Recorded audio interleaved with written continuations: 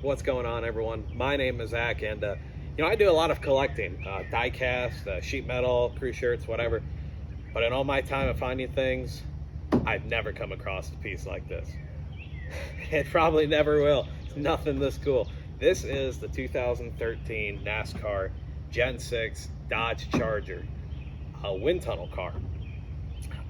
In 2010 or so, NASCAR started the development of the Gen 6 car to replace the COT. They wanted a car that looked more like the cars on the road, and this was Dodge's answer. They were the first one to reveal their car in 2012 at the Las Vegas Motor Speedway in the spring race, and the story goes, halfway through the season, Penske would announce that they would be switching to Ford, and Dodge went scrambling, trying to find another team. There were talks with Andretti, there was talks with Furniture Row, but nothing ever came together. Whether it was just NASCAR or Dodge could not support a race team anymore or what, but and at the end of the 2012 season, Brad Keselowski in a Dodge for Team Penske won the championship. They go to Ford next year, and this car would never see the racetrack.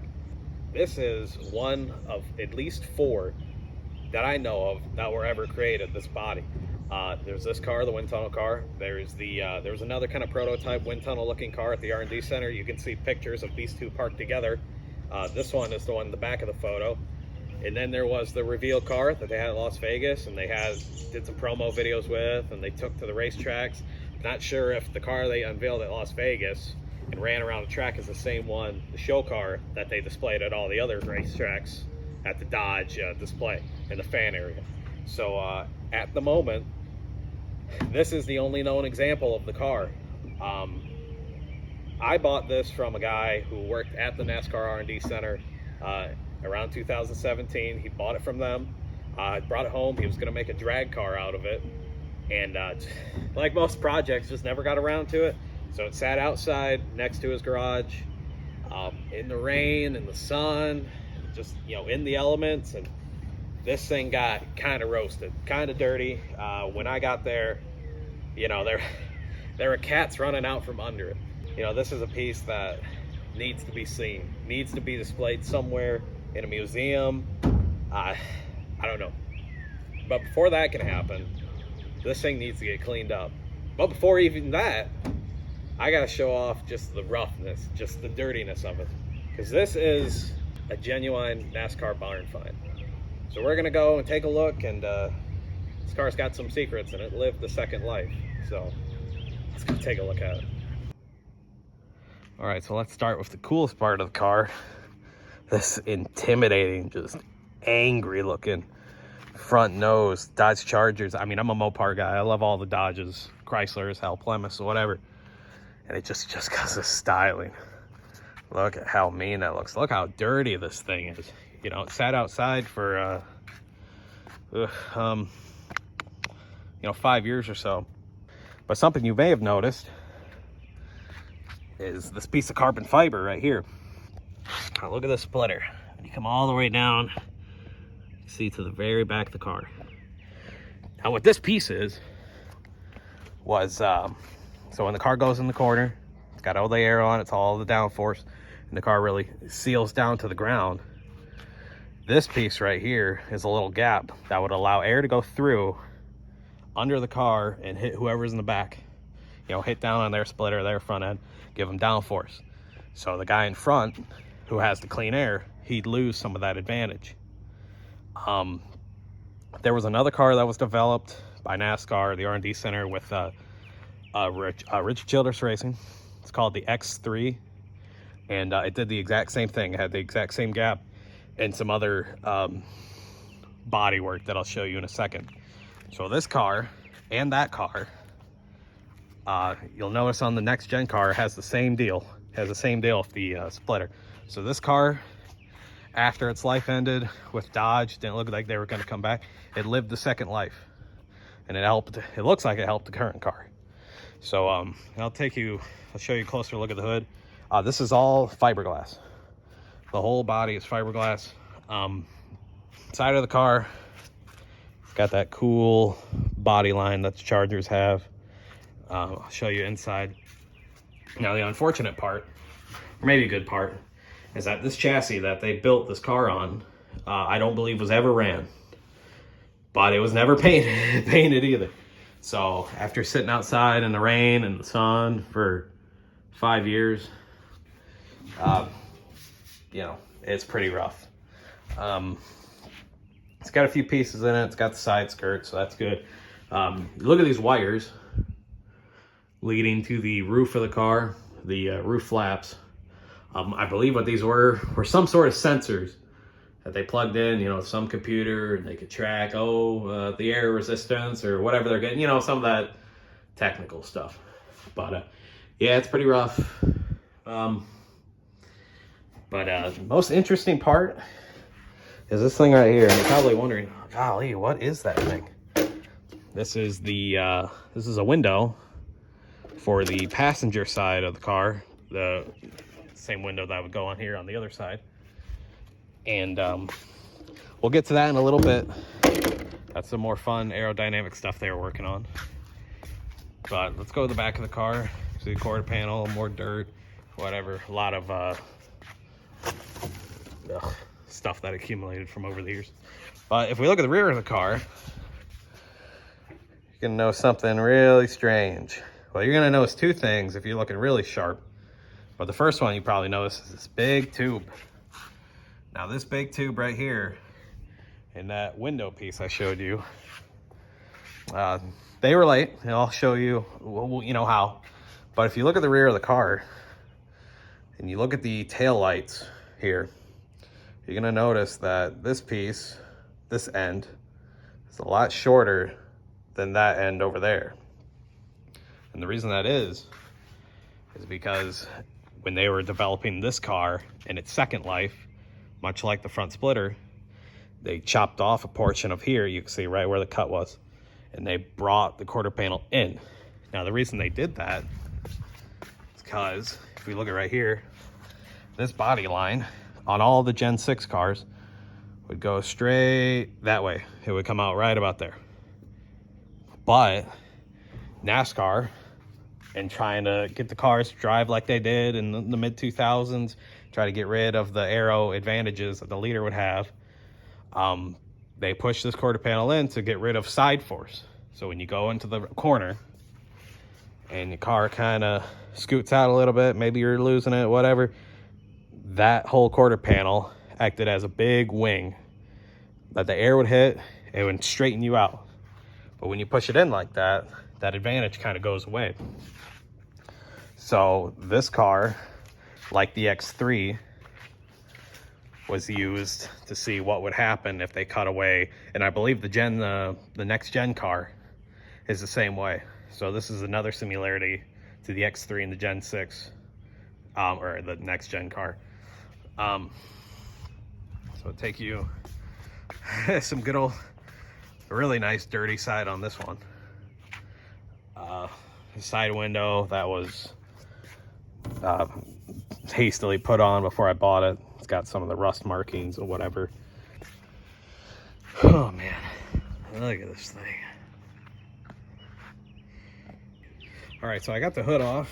You can see the inside of the engine bay. Not really much to see up here. You just see kind of the surface rust or whatever, what parts were included, nothing major. You can see the backside of that carbon fiber splitter piece that they were using. And you also see, man, don't that look awkward, the rear of the Charger grille molding, whatever. All right, so I got the trunk propped open, and you can see it's still just as rough back here as it was up in the front. But and we got more of the wiring. You can see where it's going to the quarter panel when they were trying to track sure how much air was hitting the quarter panel doing their side force stuff. But you can see this big tube, this huge tube that's coming out, and this tube leads to the passenger side rear window where that big weird vent I showed you was. And you can see these things right here. And if you didn't notice, I was showing you the first time, there's these little air outlet tubes, whatever, that are coming out of the quarter panel. So what they were doing is they were taking air. I was coming in here from that vent or whatever. The tube would go through the firewall, and they were trying to figure out, I guess, which would have helped alleviate, or I guess get rid of the side force and the dirty air. So I guess air would be coming out here, hitting the car behind you, or maybe air would be coming from this tube and hitting right here and coming out that way and getting rid of that side force. So very, very interesting, very strange. I gotta say, if they had a tube coming out to the middle of the rear of the bumper, that would have been a pretty, that would look pretty damn ugly. Especially that when it helped sponsor placement. So here's the funky looking window. Let's step back and see what that looks like from the side. Look at that. That's freaking weird. Sure, it wasn't bowed like that, but let's come in here, and that tube, or this catcher, whatever, would be going to that orange tube through the rear firewall where the DIN number should be. That's an inside joke for all you collectors.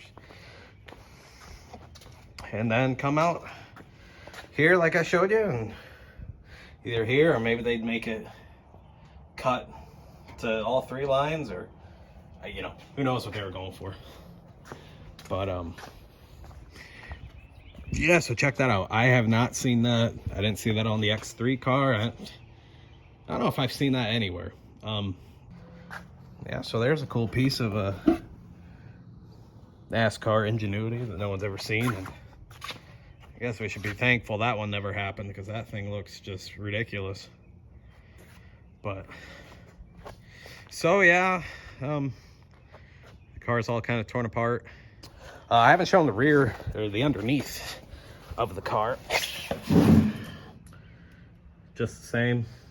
But, you know, it's got the rear end and it's got the gear in it. I'll show you. Here's the underneath part of where those tubes come out. You can see there's more wires down there. Should still have the yep, there's the jack bolt. It's still got the gear. It's cool. I forget which one that is, that, you know. And that's got the oil cooler right there. You see that? Hey, that's probably a hefty piece. But here's the underneath of the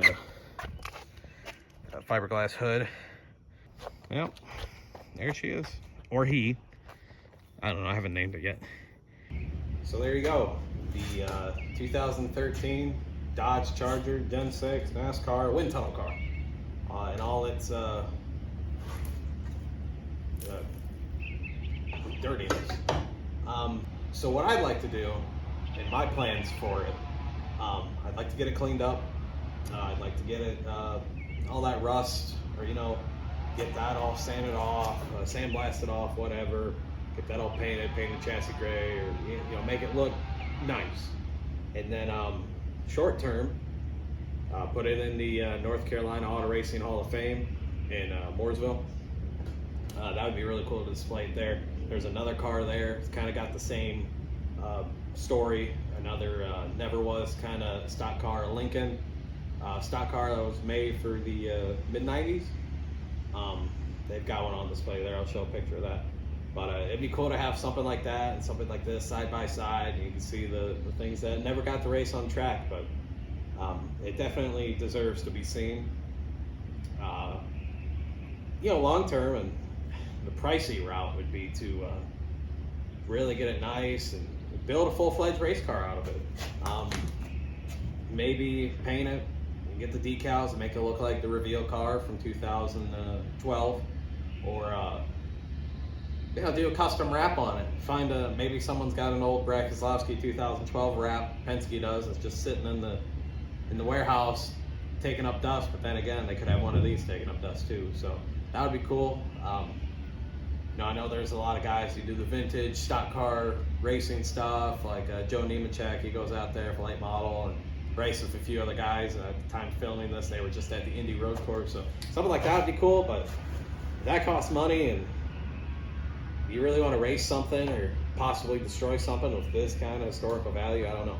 But I hope you enjoyed. I hope I kind of showed you around. You can see all the little quirks and everything. If I discover anything more, I'll definitely make a follow-up video, or make a follow-up video just cleaning the thing and making it look nice, and make a whole, a whole series out of this. And you'll look back on this in a couple of years from now, and it'll be a full-fledged race car and be on Daytona road course, or the Roval or whatever, doing all that kind of vintage stock car racing stuff. Or maybe you've seen it already. It's in the Hall of Fame over there being displayed. So subscribe, like the video. That'll help me out, or just share it. I'm sure there's a lot of people who want to see this. And if you want to see more on this car, follow me on Instagram. My name's Zach Golbeck, ZACH-GOLBECK. Username is General Day, D-A-Y, Lee, L-E-E. That's for a future project I'd like to work on. Or if you're a diecast collector, NASCAR fan, or whatever, follow me at booth 34 diecast. I have a huge, I got a pretty decent sized store in the Main Street Antique Mall here in Mooresville. I sell just all kinds of NASCAR diecast. The booth has at least 3,500 or so.